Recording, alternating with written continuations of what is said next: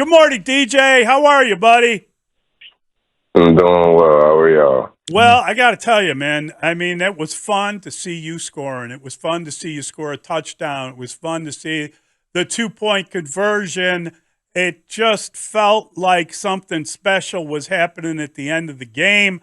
I know it didn't work out in the end, but I got to tell you, 11 points in 22 seconds. I'm not sure I've seen that very often. What was that like being on the field as you suddenly got it all together and started scoring? It was amazing. It was like we were always clicking on one accord, and I mean we were just going out there just playing ball and doing our best to get back in the game. What changed? What do you think was the difference? How were you able to come back? Because let's face it, I'm sure that you noticed thousands of fans left the building. There was a feeling of inevitability that this was not going to go well in the last minute and a half or a couple minutes, and yet you guys found a way to make it happen and force overtime. What changed? I think we knew we just had to make some chunk plays and then go on a run, unbelievable run to make it tied up and send this thing to overtime. I got to tell you, it was great to see you getting the ball, and I mean, you know, not just with the touchdown and the 2-point conversion, but that catch in the middle of the field set up the 48-yard field goal. I mean, it was like you know, it's 2 weeks running now. You get 7 targets and you make 7 catches. Yeah, that catch was kind of like last year's catch when we won on a field goal, but this year was to tie it up to send it to overtime. But yeah, 7 for 7. That means I'm doing something right, catching the ball and making some plays. Let's talk about the 27-yarder that set up the game tying field goal. It seemed like desperation mode. What was that? What was that like? What was it said in the huddle beforehand, and how did you get open? We ran that play in practice a few times. Most of the time, the ball didn't get to me in practice, but in that instance, you just got to be ready when your number gets called. And Caleb threw a dart over the 2 defenders, and I had caught it, and it was like a down situation. So I had to catch it, get down, and then set up the field goal. So, you know, I saw you say some nice things in the post game about Caleb Williams and the fact that that his confidence seems sky high. What is your takeaway over the last 2 weeks? You know, it felt like he was doing okay. He was having a good start to the season, and then during the like a 3-week stretch before the coordinator was fired, it seemed like he had taken a step back, and now his numbers are fantastic. He's completing like 10% more passes over the last 2 weeks. Do you notice a difference in him and in his confidence level? Yeah. I mean, like I said, he's playing with a lot of confidence, getting the ball out fast, and just taking what the defense gives him, and not really have to be Superman until it's really necessary. How confusing was that defense to face? How aggressive were they coming after Caleb with the blitz, and how many adjustments did you have to make throughout the course of the game? We didn't really have to make adjustments. We was ready for them. Whatever they sent, we had answers for. Sometimes it was tricky to see, but we just let the plays ride. You know, I heard Jalen Johnson say last week that it's just been the most unlucky stretch of games, and you said something along those lines about the luck has got to turn in your favor at some point. What does it feel like? I mean, it's now as close as that was, as crazy as 11 points in 22 seconds were, you end up losing your 5th straight game. You know, you go back thinking about coming back from London, heading to the bye week, and that's the last win you've had. It just feels like, you know, months ago. Yeah, it definitely feels like months ago. And we've been losing like on some crazy things. So we had the Hail Mary, then we had the block field goal. Yep. I mean, you can't even make it up. Like some teams get that once a year, and we just getting them back to back to back. So it's just like all right, our luck really got to turn at some point. Got to ask you about one of the more confusing plays of the game, and it certainly was costly. 4th and 4. It appeared at one point the Bears were going to kick a field goal. On comes the field goal unit. Then no. They turn around and they go back on the field. It reduced the amount of time you had in the huddle. It turned out that Caleb revealed after the game, DJ, that he called maybe the wrong play because he didn't hear Thomas Brown correctly. How would you describe that sequence and what exactly happened? I just seen the specialist running on. I didn't really know what was happening at that moment, but we was all telling them to get off, and then we just got to play, and we had to go run it. I don't know if it was the right or wrong play, but, I mean, we still got to go execute that play. Yeah, it was a rough one. I think Caleb said that he didn't hear what the play was because it was so late in the seemed chaotic. Yeah, it just seemed like the decision as to whether you were going to kick or go for it needed to come in earlier, and it was not on time. Yeah, like I said, I just seen them running on, but the offense was still on the field. I was just like, what are we supposed to do? Get on, get off, or just stay on? DJ, it's a broad question. This might be hard to answer, but how does a team learn how to win? Shoot, by not beating ourselves. I don't know if we had a lot of penalties, but if we did, I would say is that, and then we got to score faster and often, so we can take leads and stay up with the defense that we have. I think that was the first game this year that you've scored first. I mean, it's been crazy, and finally, you kind of got out and you did get the first score of the game, but it took some gymnastics to even get there because there were obviously issues. You guys had 7 penalties for 80 yards. Wow, that's a lot. Yeah, to see that 80 yards could have been useful for us to win. So having penalties is a pain in the butt, but we got to overcome those, and when we can, it'll help us win. This segment with DJ Moore is sponsored by Plumbers 911. Plumbing emergency, call the plumbing professionals, available 24/7 at 1-833-PLUM-911. All right, so the last time you threw a pass, you were with the Panthers. How would you describe your experience throwing a pass into the end zone yesterday, and where did that come from?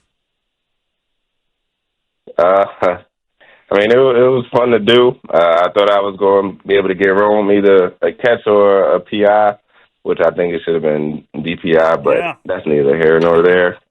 I mean, it came about off of the screenplay. The screenplay that we had earlier in the game where I caught the ball out the backfield, and then it was just to set up something else. Yeah, that was. I mean, you were an old quarterback. You told us one time that you were as a kid. You had played some quarterback, and it's one of the reasons that you don't like complaining about getting the ball, because that was awful when your friends were always telling you, "Give me the ball, give me the ball." When was the last time you played quarterback in a competitive setting? In a competitive setting, high school. Probably I'm 27. Yeah, probably high school. You're only 27. Oh my He's a gosh. young man. Yeah. That's right. That's crazy. He's just entering his prime. So, DJ, over the last couple of weeks, obviously with Thomas Brown taking over as offensive coordinator, I'm curious, have you noticed, does Matt Eberflus as a head coach pay more attention to the offense since Shane Waldron has left? Does he sit in on meetings? How does he divvy up those responsibilities? Because he's also the defensive coordinator, or at least he's the defensive play caller. Just curious, throughout the course of a week, in terms of preparation, how often does the offense see Matt Eberflus in the meeting room? He's in there pretty much every day. He was when Shane was here, and he's just continuing that with Thomas. He sits in the back of the room, make sure there's everything going on the right way, and how the play call sheet is going to be run, and he just be in the back of the room just taking notes and watching it work. There were so many remarkable things that happened when you guys ended up coming back there at the end. Not the least of which was the first onside kick that actually was successful with these new rules, where you have to declare it and then the ball bounces off one of their players. I don't even know if it went 10 yards, but it bounced off one of their guys, and you guys get the fumble recovery. What was that like? I mean, did that, and by the way, you won the coin flip into overtime too, which is pretty extraordinary. What is it like when you see the first onside kick that has worked this year in the NFL? I mean, it was amazing because we needed it at that moment. It hit off the dude's leg, and I think Moore recovered the ball. So I was like, hey, let's go out here and try to put some points up and take this thing into overtime. And the coin flip in overtime was amazing. I thought we were just going to walk down the field and go score. Yeah. Because it was hot. So it was like, all right, we got the upper hand right now. We hot. They really not doing nothing to stop us, so we might as well just go down and score. Did they change their defensive approach in overtime? Because it seemed as if on the sack that Caleb took, he held the ball for a very long time. It was a 12-yard loss, and it looked like them dropping into coverage as many people as they dropped was a change in they're used to coming after the quarterback and maybe with the different types of pressures.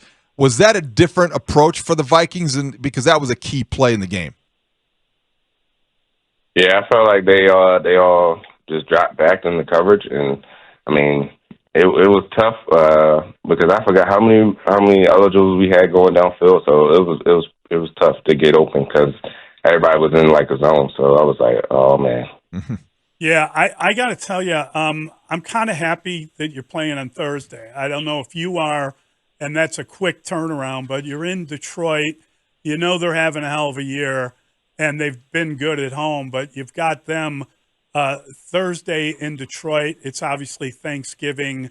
What are your thoughts? You know going in how quick it's going to be, but there won't be a lot of time for post-mortem, for regret, because you got to start preparing the minute you get in the building today. Yeah, going to Detroit, it should be a good game. I know we're going to give our all, and hopefully we get this win and have some turkey leg. DJ, I wanted to ask you about from the players' perspective. Fourth quarter, you guys start to make a little bit of a comeback. It's 24-10. You score a touchdown. The decision to go for two can be defended by guys who study analytics for a living, and certainly that you can defend it. From a player's perspective, were you surprised? Did you think it was the right decision? What's your thought process coming out of it? You did not make it, and obviously you made that sort of a moot point later by getting the 2-point conversion. But in that moment, at that time, it seemed like there was a loss of momentum after you guys did not convert the 2-point play.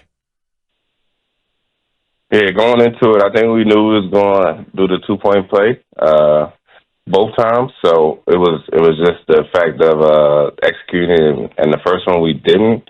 So that gave us a little lull, and then we came back out, scored, and then we actually got the 2-point play, which was the momentum that we needed to take it into overtime. I look at where you're at, and you've had some good moments, but as you say, you've had these heartbreaking losses. You've lost on the last play of the game now 3 times during this 5-game losing streak. Do you feel like you're snake bit a little bit? Do you feel like, no, this is the one, we're going to win this one? How does it go down? I think we're supposed to win every game, and until we get out there and the clock says 0-0, whatever the score says at the end, it's either a win or a loss. And we've been on the wrong side with the L's lately. So, I mean, we're going to be due for a win. Whenever it comes, it's going to be amazing, and I just can't wait for it. How hard is it to block out the noise? How hard is it to kind of get past the negativity? Because this is as you saw, fans are leaving early because there's not an expectation that the Bears are capable of the kind of comeback you guys did provide. And I just wondered, as you get through the weeks and as the losses start to pile up, how difficult it can be to block all the outside stuff out. It's not too hard. You just can't be on social media and be looking for what people are saying. So, I mean, that's one way to not be focused on the noise, and then also just knowing that you got another game to get ready for. The one that we just played is in the past. You can't change nothing about the outcome, but you can change the future outcome of the game that we about to play. Will you get a nice weekend off after this game? I mean, it seems like you lose your day off tomorrow, but you'll have an actual weekend to yourself. You guys could do something with the family. We're gonna have a nice weekend. My daughter's birthday is on Wednesday, so that's gonna be a nice week for her. So whenever you do get to sit down for Thanksgiving dinner, what are your favorites? What are your can't misses year to year? Everything really. I'm a one plate at a time type of guy. Can't have a lot of things touching at once. Keep everything separate. That's good. Yeah, that's the way to go about it. So DJ, Eberflus gave the schedule. You guys are going to be working on first and second down, I think, today, and then you're going to be expanding as the week goes on. Do you generally like or dislike kind of Thursday games that makes for such a short week, but it almost gives you a little kind of mini bye in a way with the longer weekend? Do you, generally speaking, like Thursdays, or would you rather play noon on Sundays? I like Thursdays because the whole week leading up to the game is like recovery and getting the body right and mentally getting ready for the game. You got to be a pro's pro during weeks like this, and then you got the mini bye after the game that'll really get your body right. You had 7 touches, and certainly you carried the ball as well. How does your body feel this morning?